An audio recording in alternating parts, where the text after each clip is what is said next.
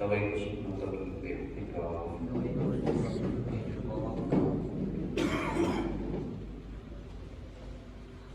فرمانے آخری نبی رسول ہاشمی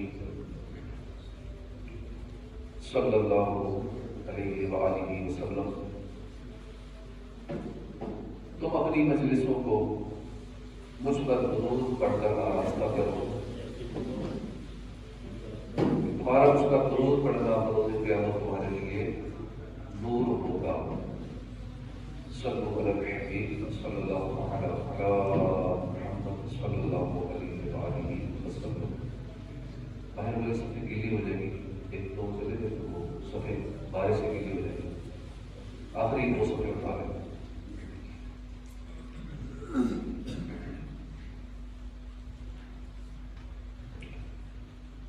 اللہ کا کروڑواں احسان کہ اس نے ہمیں زندگی میں ایک بار پھر رمضان عطا فرمایا، اور بہت بڑی سعادت ہے، مغفرت کا چانس مل گیا، اللہ کو راضی کرنے کا پھر موقع مل گیا۔ ساری زندگی رب کی نافرمانیوں میں گزری، عبادت میں سستی کرتے ہوئے گزری، فرائض علوم نہیں سیکھ سکے، نماز درست نہ کر سکے، توبہ پر استقامت نہ مل سکی، لیکن اللہ کریم کا احسان اس نے ہمیں زندگی میں پھر چانس دیا کہ ہم اپنی بخشش کروا سکیں۔ آج جمعے کی بابرکت گھڑیاں ہر لمحہ جمعے کا قیمتی ہے،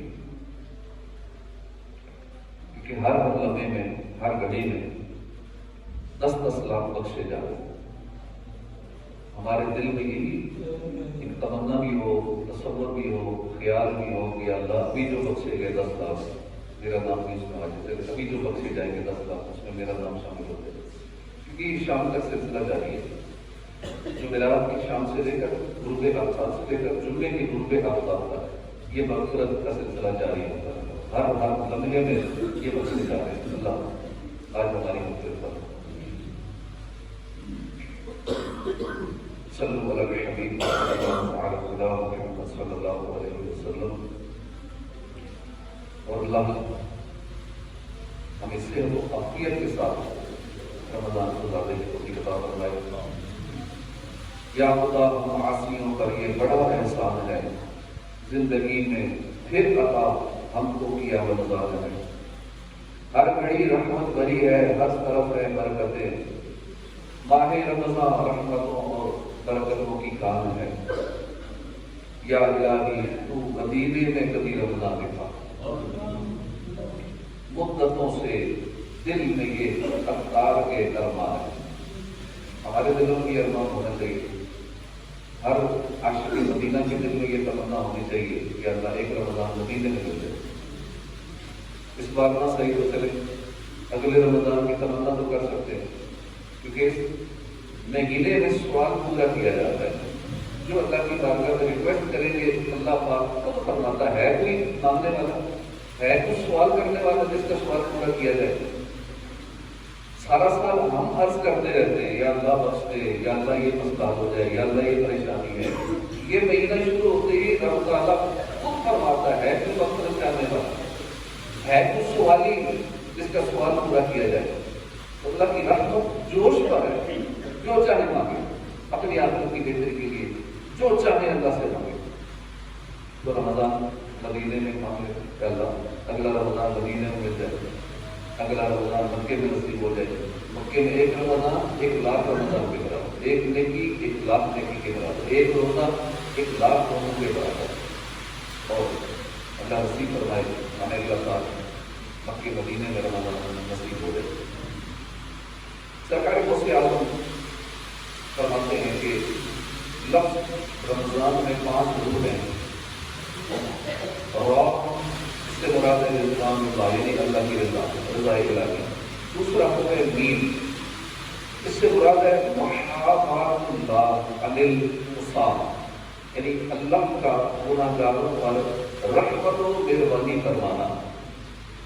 لفظ رمضان میں تیسرا حرف ہے ضاد، یعنی زمان اللہ، اللہ کی امان۔ چوتھا لفظ ہے الف، اس سے مراد ہے الفت اللہ، محبت الہی۔ پانچواں حرف ہے نون، مراد ہے نور اللہ۔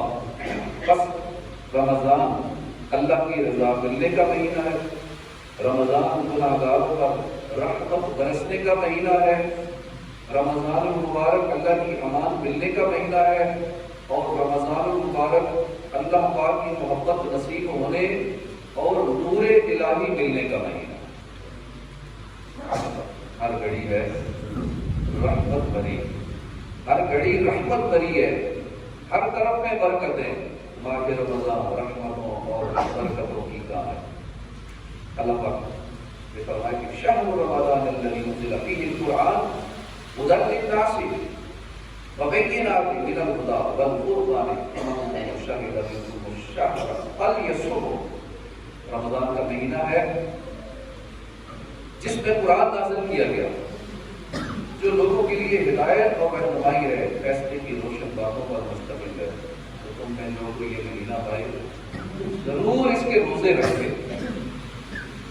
ہم نے جو یہ آیت سنی ہے دوسرے پارے میں سورہ بقرہ کی آیت نمبر 185 ہے، اس کا ایک حصہ ہے۔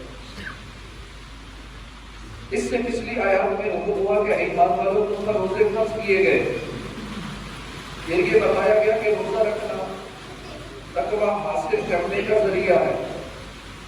اب بتایا جا رہا ہے کہ ہر روزوں کے لیے ایک مہینہ مخصوص ہے، اور وہ رمضان کا مہینہ۔ ذہن میں سوال بنتا ہے کہ مہینے تو 12 ہیں، 12 مہینوں میں سے اور مہینوں میں روزے کیوں نہیں فرض ہوئے؟ رمضان میں ہی روزے کیوں فرض ہوئے؟ اللہ پاک نے فرمایا انزل فیہ القرآن، جس میں قرآن نازل کیا گیا، یعنی یہ وہ مبارک مقدس مہینہ ہے کہ جس میں قرآن نازل کیا گیا۔ چونکہ قرآن رب سے قریب کرتا ہے، روزہ بھی اللہ سے قریب کرتا ہے، لہذا روزی بھی اسی مہینے میں رکھو تاکہ برکت ڈبل ہو جائے، ایک قرآن کی برکت، دوسرا رمضان اور روزوں کی برکت، اور اللہ پاک کا زیادہ خود نصیب ہو جائے۔ تجھ پہ صدقے جاؤں رمضان تو عظیم الشان ہے، تجھ پہ نازل حق تعالیٰ نے کیا قرآن ہے۔ پیارے اسلامی بھائیو، یہ رمضان المبارک کی بہت اہم خصوصیت ہے کہ اس ماہ مبارک کو نزول ہدایت کے لیے خاص کیا گیا۔ اللہ پاک نے انسان کی ہدایت رہنمائی کے لیے انسان کو جنت کا راستہ بتانے کے لیے مختلف زبانوں میں 4 کتابیں نازل فرمائی ہیں، تورات، زبور، انجیل اور قرآن پاک۔ یہ چاروں کتابیں نازل کرنے کے لیے اللہ پاک نے جس مہینے کو سلیکٹ کروایا وہ رمضان ہے۔ مسند امام احمد کی روایت ہے کہ اللہ کے آخری نبی صلی اللہ علیہ وسلم نے فرمایا کہ ابراہیم علیہ السلام کا جو صحیفے نازل ہوئے وہ رمضان کی پہلی رات میں نازل ہوئی، تورات شریف رمضان کی 7ویں رات میں نازل ہوئی، انجیل مقدس یہ رمضان کی 14ویں رات میں نازل ہوئی، اور مصنف ابن ابی شیبہ کی روایت ہے کہ زبور شریف یہ رمضان کی 6 تاریخ کو نازل ہوئی۔ باقی رہا قرآن کریم، تو قرآن کریم کا تو تعارف بھی اس طرح کروایا گیا کہ شہر رمضان الذی انزل فیہ القرآن، اس کا تعارف بھی قرآن سے کروایا گیا کہ رمضان کا مہینہ جس میں قرآن اترا۔ کون سا رمضان؟ وہ رمضان جس میں قرآن اترا۔ قرآن کریم کے نازل ہونے کی ابتدا یہ رمضان میں ہوئی۔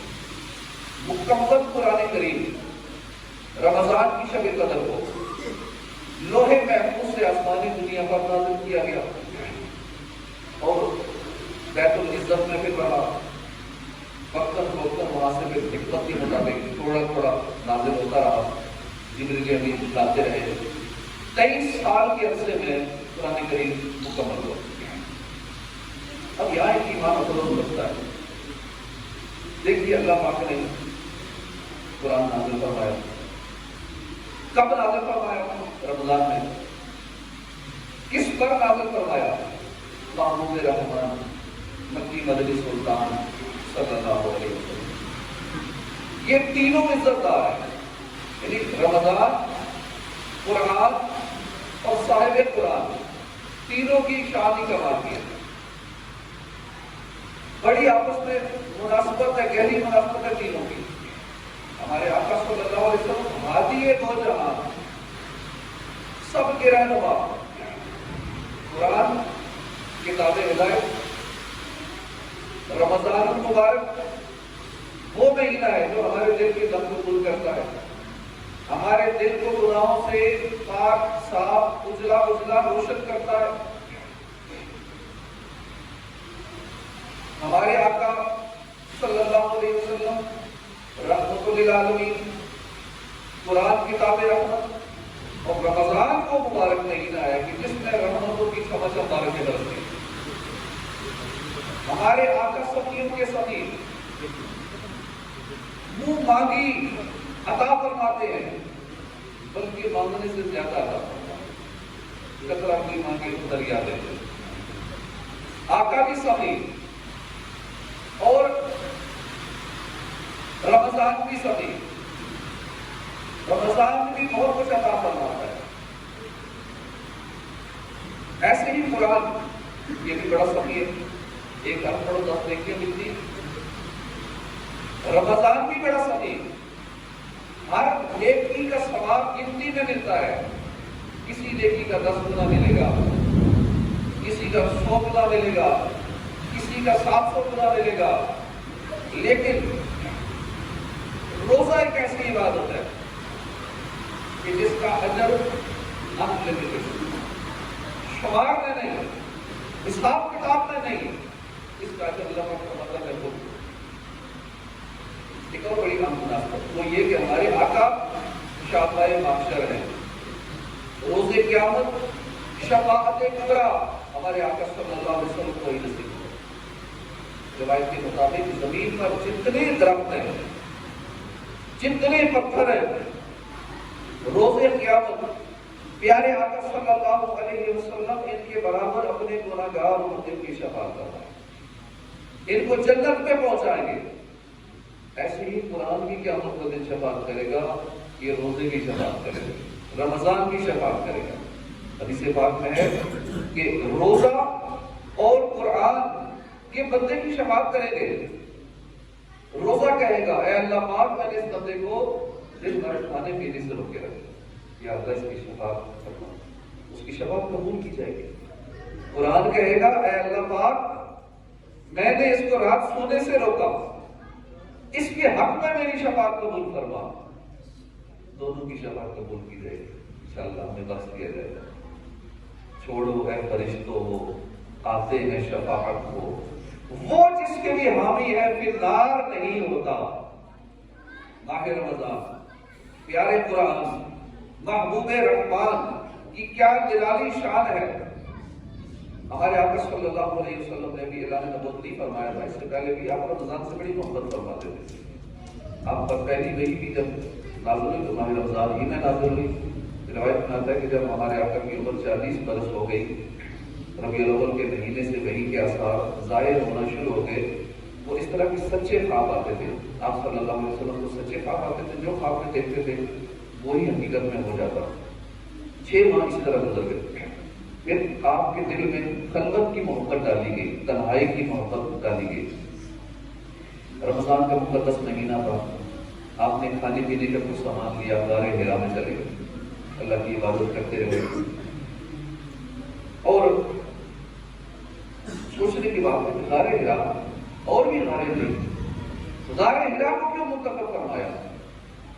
علماء کرام نے اس میں حکمت یہ لکھی ہے کہ اس وقت غار حرا سے کعبہ شریف نظر آتا تھا، اس لیے آپ نے غار حرا کو منتخب فرمایا۔ کچھ دن آپ نے وہاں قیام کیا، اللہ پاک کی یاد عبادت میں مصروف رہے، پھر گھر تشریف لے آئے، پھر مسلمانوں کی پیاری امی جان حضرت خدیجہ رضی اللہ عنہا نے کھانے پینے کو کچھ سامان دیا، پھر آپ غار حرا تشریف لے گئے۔ اسی طرح کافی دن کی سلسلہ جاری رہا، وہاں پہ آپ پر وحی کا نزول ہوا، اور وہ پہلی وحی بھی رمضان ہی میں نازل ہوئی۔ پہلی وحی کی ابتدا بھی اسی مہینے میں نازل ہوئی. خوب رونق ہے ماہ قرآن کی، کیسی برکت ہے ماہ قرآن کی. واہ کیا بات ماہ رمضان کی، کیا ہی رمضان کی شان و شوکت. رمضان کا مہینہ جس میں قرآن اترا. اس آیت کریمہ میں رمضان کا تعارف قرآن کے ذریعے کروایا گیا.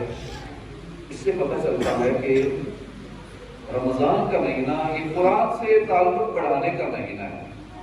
رمضان کا مہینہ قرآن سے وابستگی مضبوط کرنے کا مہینہ. علماء کرام فرماتے ہیں کہ اس مہینے میں روزے فرض کرنے کی ایک حکمت یہ بھی ہے کہ روزہ رکھنے سے، بھوکا پیاسا رہنے سے عقل تیز ہو جاتی ہے، دماغ زیادہ چلتا ہے. اب لہذا نزول قرآن کے مہینے میں روزے فرض کیے گئے تاکہ لوگ روزے رکھیں، ان کی عقل تیز ہو جائے، ان کی سوچنے سمجھنے کی صلاحیت بڑھ جائے اور قرآن کو سمجھنا آسان ہو جائے. ہمیں بھی کوشش کریں کہ قرآن کو سمجھنے کی کوشش کریں، ترجمہ و تفسیر کے ساتھ، تجوید کے ساتھ، درست مخارج کے ساتھ اس مہینے میں سیکھنے کی کوشش کریں، کیونکہ زیادہ سمجھ آئے گی.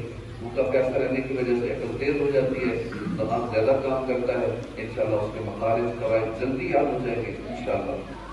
تو معلوم ہوا کہ رمضان کا ایک بڑا مقصد قرآن کریم کے ساتھ تعلق بڑھانا، قرآن سے وابستگی بڑھانا بھی ہے اور اسے سمجھنے کی کوشش کرنا بھی ہے. الحمدللہ ہمارے آقا صلی اللہ علیہ وسلم خود صاحب قرآن ہے. قرآن آپ پر نازل ہوا، آپ کا تو لمحہ لمحہ قرآن کے نور میں بستا تھا.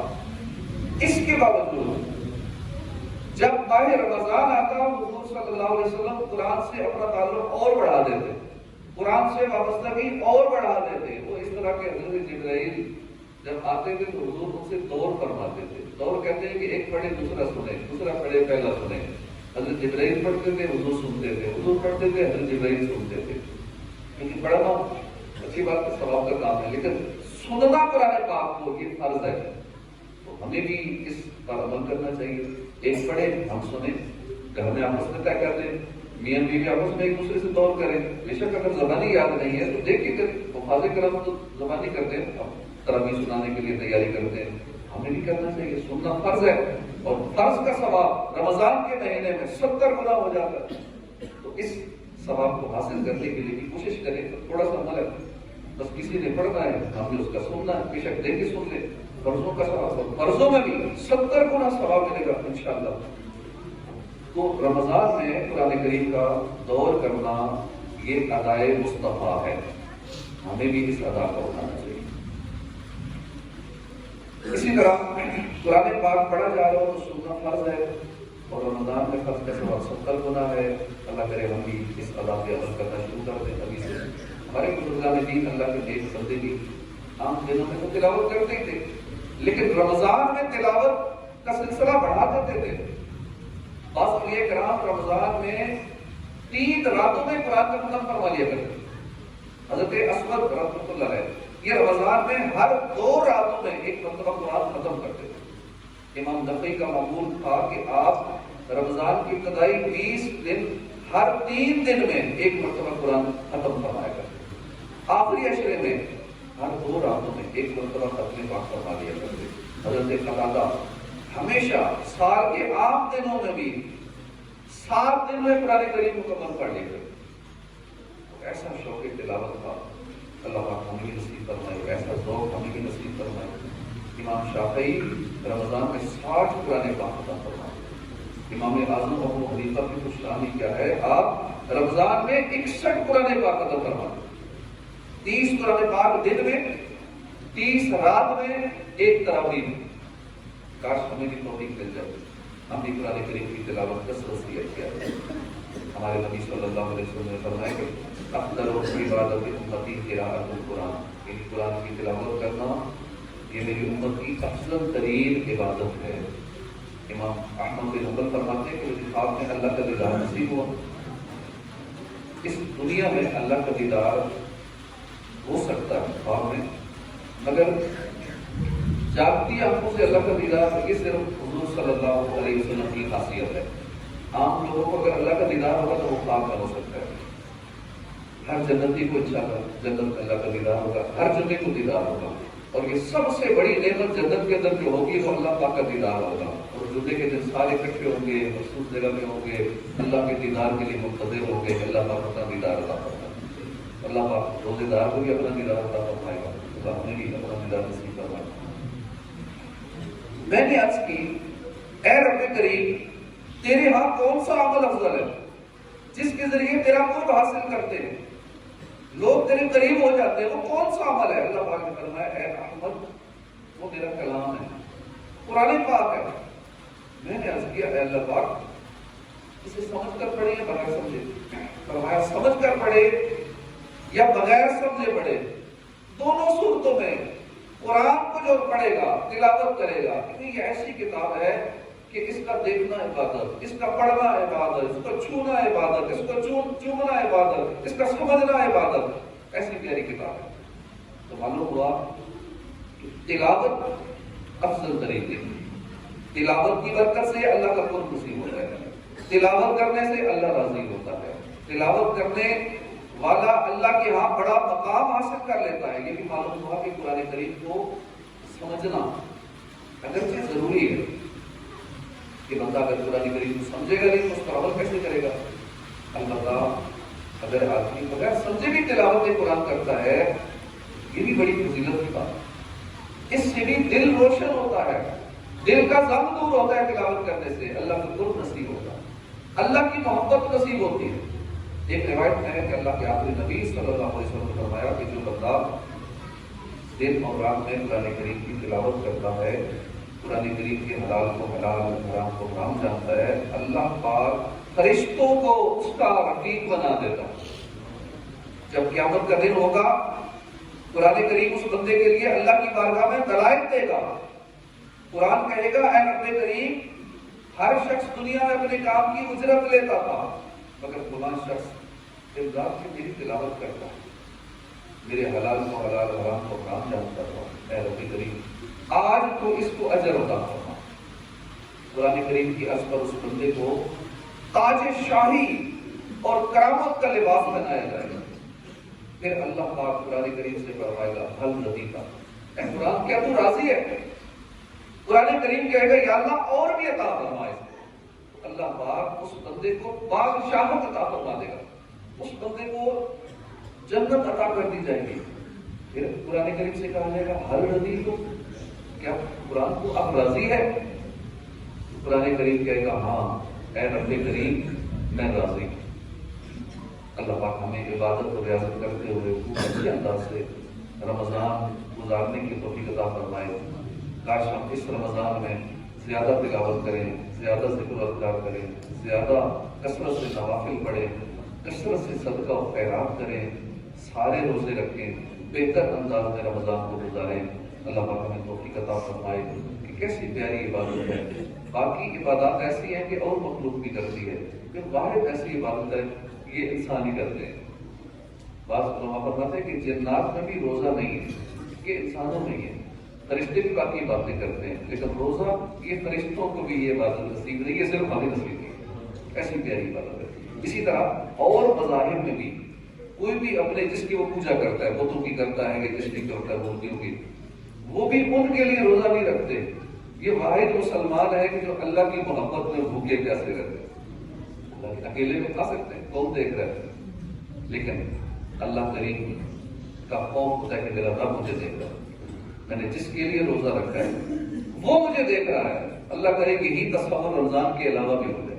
تو آگے آ جائے جو بارش میں کھڑے بیچارے اگلی سب بنا دیں، باہر والے دیگر بارش میں آگے ہو جائیں۔ تو ابھی جو تصور ہے نا کہ ہم اکیلے میں بھی کھاتے پیتے نہیں ہیں کہ روزہ ٹوٹ جائے گا، اللہ ناراض ہو جائے گا، روزہ چھوڑنے کا یہ گناہ ہے، تو یہی تصور اگر ہمارا پکا ہو جائے، رمضان کے علاوہ بھی یہی تصور ہو جائے، جھوٹ بولنے لگے، تصور ہو کہ میرا رب مجھے دیکھ رہا ہے، گناہ کرنے لگے، اکیلے میں بدکاری کرنے لگے، تصور ہو میرا رب مجھے دیکھ رہا ہے، اللہ دیکھ رہا ہے، حرام روزی کماتے ہو تصور یہ ہو اللہ دیکھ رہا ہے، کسی کی غیبت کرتے ہوئے، کسی کی دل آزاری کرتے ہوئے، زبان سے کسی کو ستاتے ہوئے، کسی کے ساتھ جھگڑا کرتے ہوئے، یہی تصور ہو اللہ دیکھ رہا ہے۔ اب روزہ ہم کیوں نہیں توڑتے؟ اکیلے میں شام کے وقت عصر کے بعد پیاس لگی ہوئی، بھوک لگی ہوئی ہوتی ہے، لیکن اکیلے میں نہیں کھاتے، اللہ دیکھ کر۔ یہی تصور اللہ کرے سارا سال ہو تو بہت سارے گناہوں سے بچ جائے، ہماری زندگی نیکیوں بھری گزرے گی انشاءاللہ، پورا زندگی کا سسٹم بھی ٹھیک ہو جائے گا۔ اگر یہ تصور بن جائے کہ میرا اللہ مجھے دیکھ رہا ہے تو پھر اکیلے میں بھی کوئی گناہ نہیں کرے گا، کیونکہ اللہ دیکھ رہا ہے، جس کی نافرمانی کر رہے ہیں وہ دیکھ رہا ہے۔ اللہ کریم ہمیں ایسی توفیق عطا فرمائے کہ ہم گناہوں سے بچنے والے بن جائیں، کثرت سے عبادت کرنے والے بن جائیں۔ آج ہماری مغفرت ہو جائے، جمعے کا دن قبولیت کا دن ہوتا ہے، اور یہ تو رمضان کا جمعہ ہے، ہر لمحے میں 10-10 لاکھ بخشے جا رہے ہیں، ہر لمحے میں اللہ کرے یہ جو لمحے گزر رہے ہیں ہم سارے بخشے جائیں، اللہ کے گھر میں موضوع ہیں، اللہ رسول کی باتیں سن رہے ہیں، دل میں دین کی باتیں سن رہے ہیں، اور دل میں یہی ہو گیا اللہ بخش دے، ابھی بخش دے، اللہ بھی بخش دے، ابھی جو بخشے جا رہے ہیں۔ اگر سارا دن لاکھوں بخشے گئے، ہر سیکنڈ میں 10-10 لاکھ بخشے گئے، شام تک ملٹیپلائی کرے نا کہ کتنے سیکنڈ بن جاتے ہیں، جو کہ 24 گھنٹے گزرے کل مغرب سے آج شام تک، کہ پورے دن رات گزر گئے، اربوں خربوں بخشے گئے۔ یا اللہ میرا نام پھر بھی نہیں آیا، میں اتنا برا ہوں، میں اتنا بڑا نافرمان ہوں، تیرا اتنا بڑا میں گناہگار ہوں کہ میرا نام آج ان کروڑوں اربوں خربوں جو بخشے جانے والے ہیں ان میں میرا نام نہیں آیا، میں کتنا بدنصیب ہوں۔ تو اپنی اس بدنصیبی بھی رونا چاہیے، سچی توبہ کر لینی چاہیے۔ جو پچھلے گناہ ہوئے، اللہ کسی سے زیادتی کی ہے، رب کی نافرمانیاں کی ہیں، کسی کو ستایا ہے، دل آزاری کی ہے، تو سچے دل سے توبہ کر لینی چاہیے۔ آغاز ہے، رمضان کا آغاز ہے تو بھی کر لیجیے، کیونکہ دن تھوڑے ہیں، ایک روزہ تو گزر گیا، یہ جمعہ ہے، پھر ایک وقت آئے گا جمعہ الوداع، ابھی موقع ہے، ابھی چانس ملا ہوا ہے، چند دن ہیں، باقی گنتی کے دن ہوتے ہیں، ایام معدودہ، گنتی کے دن ہیں، گزر جائیں گے، تو اپنی بخشش کروا لیجیے، رب سے گڑ گڑا کے جتنا ہو سکے رو رو کے اللہ سے مغفرت کی بھیک طلب کر لیجیے، اللہ پاک میں توفیق نصیب فرمائے۔ 3 رمضان المبارک کی ایک یوم خاتون جنت ہے، ہمارے پیارے آقا صلی اللہ علیہ وسلم کی پیاری لاڈلی شہزادی امام حسن اور امام حسین رضی اللہ تعالیٰ عنہما کی امی جان حضرت فاطمہ الزہرا رضی اللہ عنہا کا وصال شریف 3 رمضان 11 ہجری کو ہوا۔ اسی مناسبت سے آئیے سیدہ خاتون جنت کی روزوں سے محبت کا ایمان افروز واقعہ سنیے۔ حضرت ام ایمن فرماتی ہے کہ ایک مرتبہ سخت گرمی کے دن تھے، رمضان کا مہینہ تھا، دوپہر کا وقت تھا، میں خاتون جنت کے گھر گئی، وہ دروازہ بند تھا، اندر سے چکی پیسنے کی آواز آئی۔ پہلے تو اپنے دانے چکی سے پیسے جاتے تھے، پتھر کی چکی ہوتی تھی، ہاتھ سے چلاتے تھے، چکی چلنے کی آواز آنے کا مطلب یہ تھا کہ سیدہ گھر میں موجود ہے اور چکی چلا رہی ہے، لیکن معاملہ اس کے الٹ تھا۔ چنانچہ دروازے کی دراڑ سے حضرت ام ایمن کی نگاہ اندر پڑی تو دیکھ کر حیران رہ گئی کہ چکی چل رہی ہے، دانے پس رہے ہیں، چلانے والا نظر نہیں آ رہا۔ حیرت کی بات ہے کہ چکی خود چل رہی ہے، آٹومیٹک چل رہی ہے، آج کل تو چلو بجلی پہ ہے، سولر سسٹم ہے اور کئی نظام ہے، لیکن اس دور میں چکی خود کیسے چل رہی ہے؟ بڑی حیران ہوئی۔ ساتھ ہی حسنین کریمین جھولے میں آرام فرما رہے ہیں، امام حسن امام حسین جھولے میں آرام فرما رہے ہیں، جھولا بھی ہل رہا ہے، چلانے والا کوئی نہیں، چکی چل رہی ہے، چلانے والا کوئی نہیں، مگر سیدہ چکی کے قریب زمین پر آرام فرما رہے ہیں، سو رہے ہیں۔ حضرت ام ایمن فرماتی ہے کہ یہ معاملہ دیکھ کر مجھے بڑی حیرت ہوئی، چکی خود کیسے چل رہی ہے، حسنین کریمین کا جھولا خود کو خود کیسے ہل رہا ہے؟ آج کل تو جھولے بھی وائبریشن پہ ہلانے والا پورا سسٹم ہے آٹومیٹک، اس وقت یہ نہیں ہوتا۔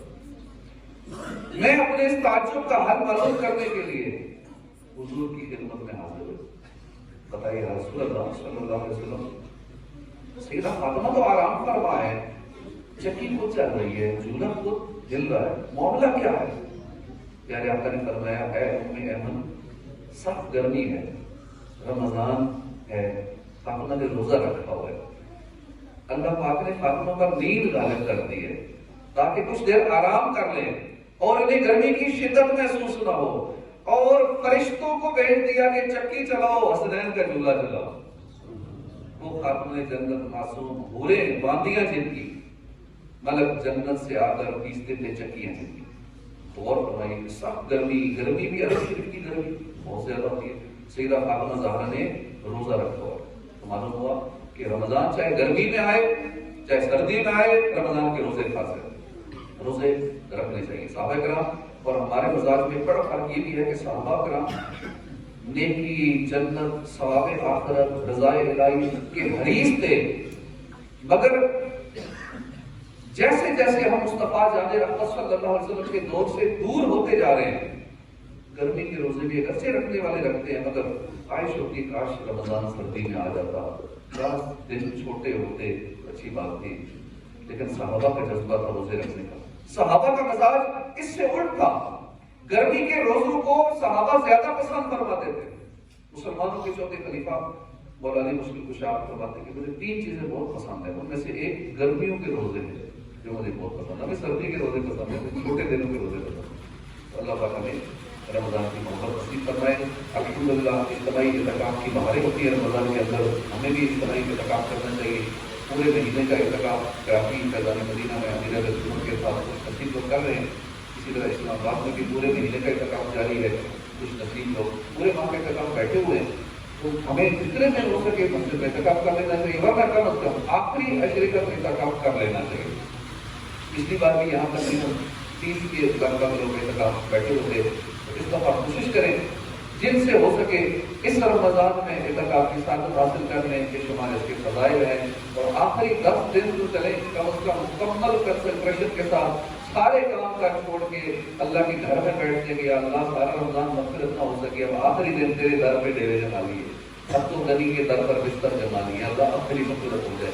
تو آخری 10 دن کوشش کریں کہ اعتکاف کی سعادت حاصل کرنے, انشاءاللہ علم دین کی سیکھنے کو ملے گا, عبادت کا موقع ملے گا. اللہ پاک ہمیں کی توفیق عطا فرمائے. آمین. بجاہ نبی امین صلی اللہ علیہ وسلم. اعتکاف کے فضائل سننے حدیث سے بات آتا ہے کہ جو اللہ کی رضا کے لیے ایک دن کا اعتکاف کرے گا, اللہ پاک اس کے اور جنت کے درمیان 3 خندقیں حائل کر دے گا. ہر خندق کی مسافت یعنی پوری مشرق اور مغرب کے فاصلے سے زیادہ ہے. ایک اور حدیث پاک ہے جس نے رمضان میں 10 دن کا اعتکاف کر لیا وہ ایسا ہے جیسے 2 حجر 2 عمرے کیے. اللہ پاک نے اعتکاف کی توفیق عطا فرمائے. آمین. بجاہ نبی امین صلی اللہ علیہ وسلم.